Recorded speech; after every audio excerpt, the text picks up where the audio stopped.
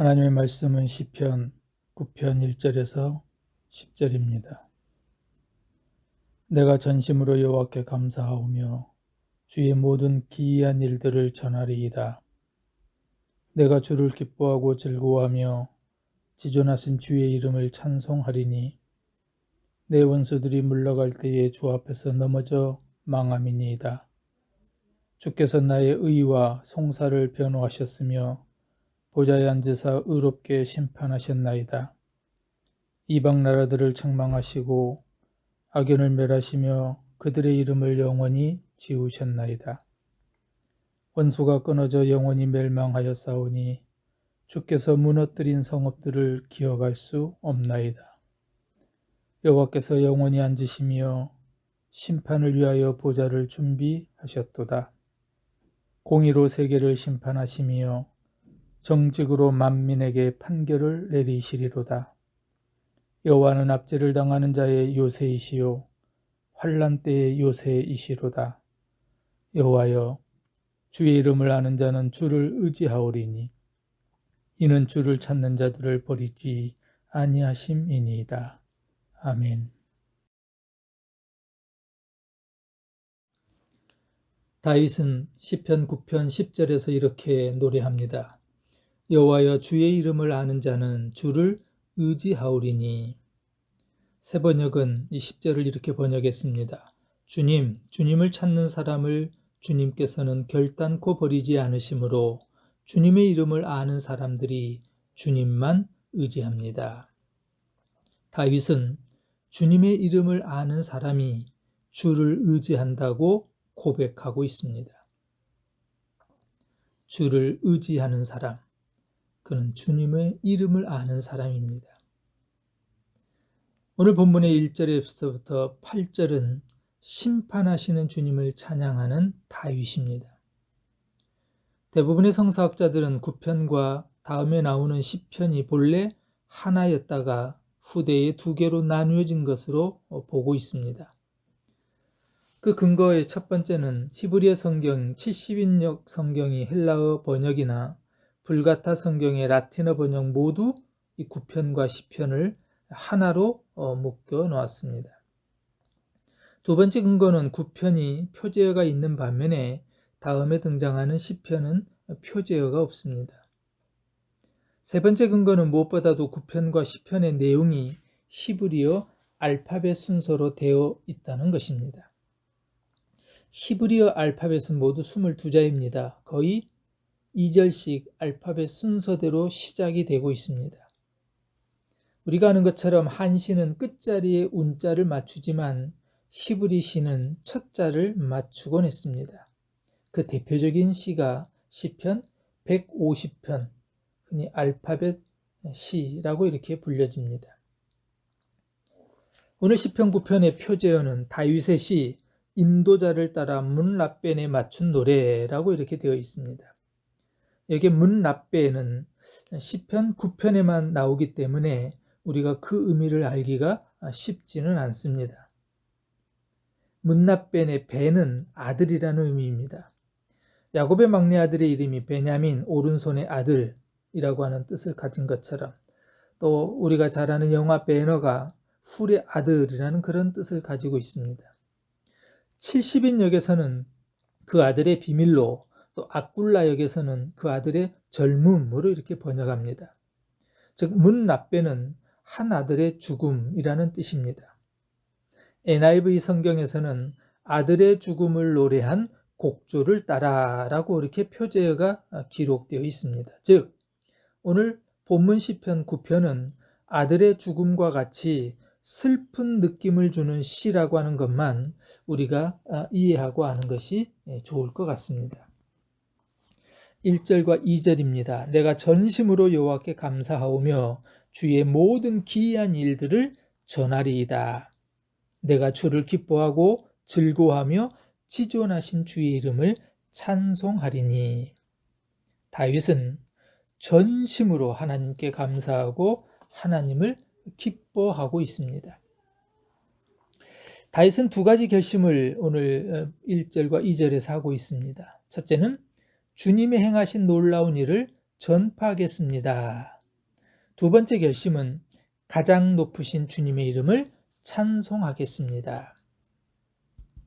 1절과 2절은 다윗의 찬양과 경배라고 할 수 있습니다. 다윗의 찬양은 하나님의 행하신 놀라운 일들을 노래하는 것입니다.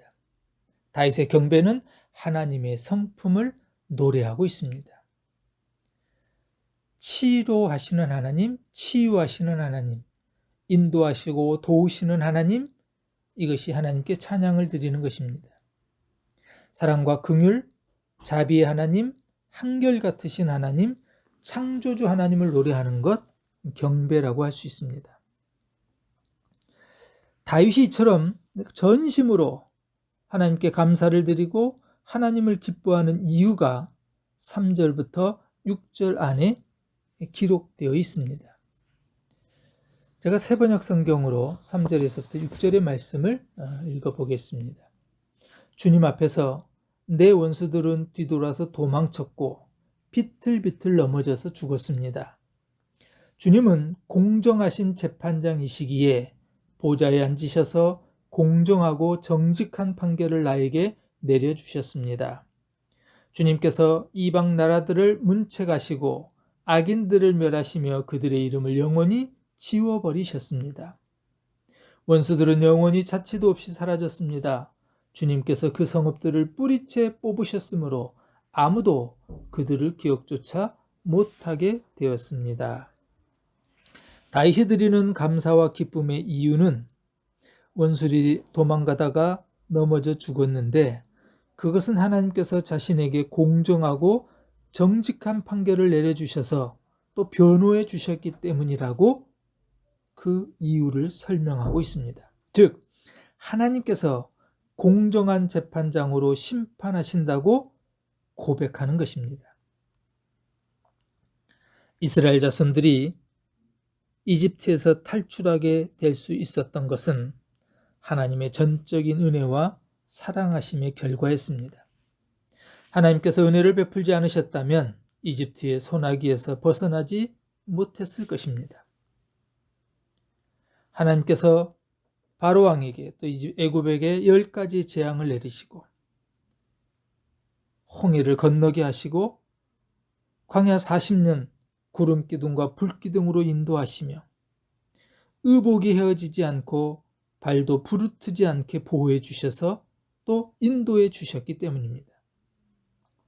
다윗은 오늘 시편 9편을 노래하면서 조상 이스라엘 자손들이 성읍을 무너뜨렸다고 이렇게 말하지 않습니다.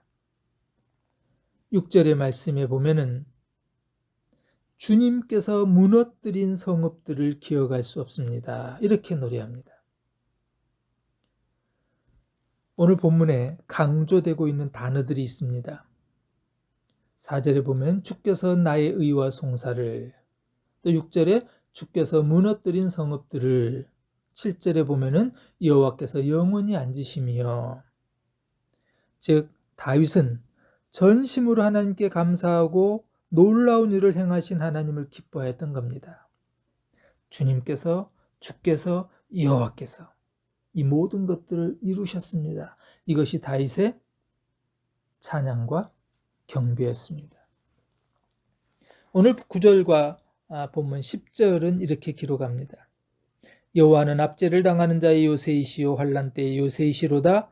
여호와여 주의 이름을 아는 자는 주를 의지하오리니 이는 주를 찾는 자들을 버리지 아니하심이니이다.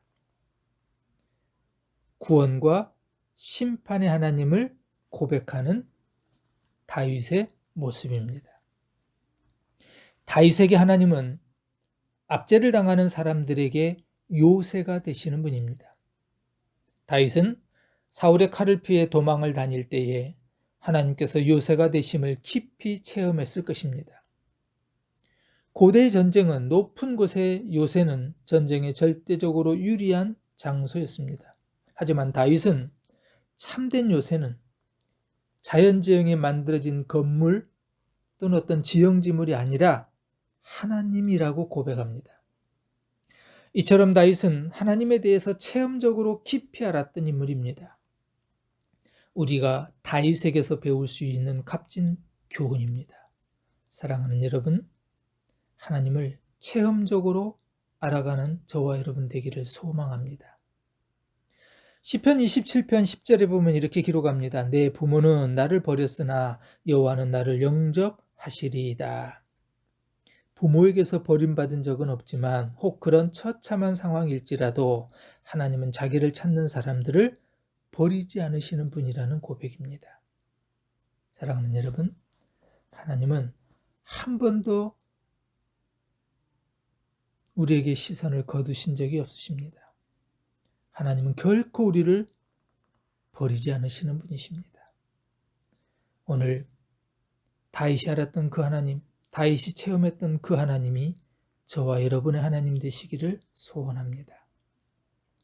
13절과 14절은 그런 하나님을 찬양하는 다윗의 노래입니다.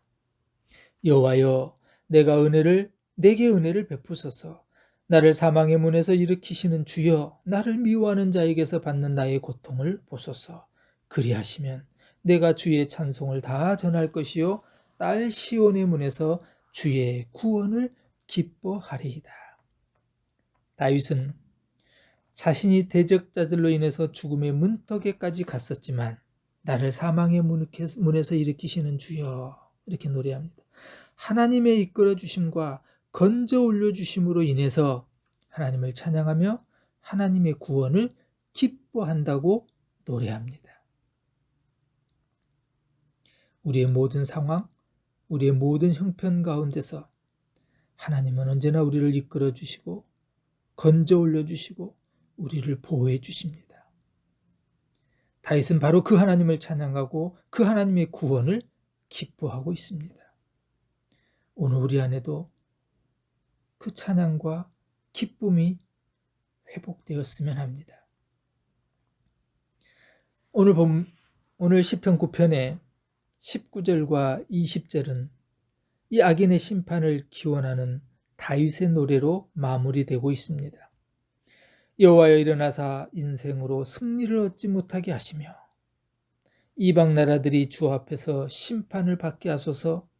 여호와여, 그들을 두렵게 하시며 이방 나라들이 자기는 인생일 뿐인 줄 알게 하소서. 셀라. 새 번역은 이렇게 번역했습니다. 주님 일어나십시오. 사람이 주님께 맞서지 못하게 하십시오. 주님께서 저 이방 나라들을 심판하십시오. 주님, 그들을 두려움에 떨게 하시며 자신들이 한낱 사람에 친하지 않음을 스스로 알게 하여 주십시오. 셀라. 시편 9편은 다윗의 찬양과 경배라고 말씀드렸습니다. 다윗은 하나님께서 행하신 일을 찬양하고 하나님의 성품을 경배합니다. 주께서 도와주시고 주께서 보호해 주시고 주께서 인도하시며 주께서 대적들을 물리쳐 주셨다고 고백합니다. 다윗은 모든 것이 주님께서 하나님께서 하셨다고 고백한 것입니다.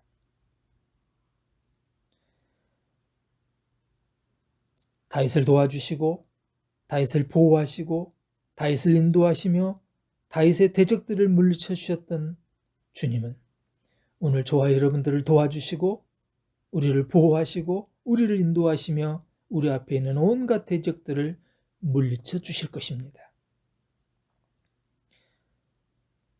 다윗의 경배와 찬양이 오늘 저와 여러분의 찬양과 경배로 노래되고 고백되기를 소원합니다.